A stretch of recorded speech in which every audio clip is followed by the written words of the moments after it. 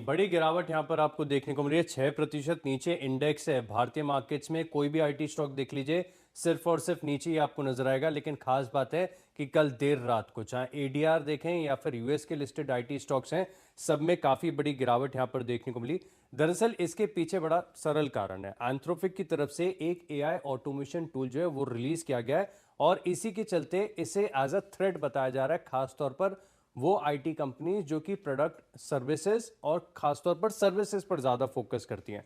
अब आप सोच रहे होंगे कि एआई टूल दरअसल है क्या। अब ऑटोमेशन करना होता है लीगल टास्क का, या फिर आप देखिए कंटेंट का, कॉन्ट्रैक्ट का रिव्यू है, या फिर लीगल रिसर्च है। इससे पहले अगर आप देखें तो कोई आईटी पर्सन अपॉइंट होता था, या फिर ये जो आईटी सर्विसेज वाली कंपनीज हैं एक ऐसा प्रोडक्ट सॉफ्टवेयर बनाकर दूसरी कंपनीज को देती थी जिससे ये काम होता था। लेकिन अब दरअसल एक प्लगइन के माध्यम से ये पूरा काम ऑटोमेट हो जाएगा। यानी किसी ना तो सॉफ्टवेयर की आवश्यकता है, न कोई आईटी पर्सन, आईटी प्रोफेशनल की आवश्यकता है जो इस चीज को मॉनिटर करे।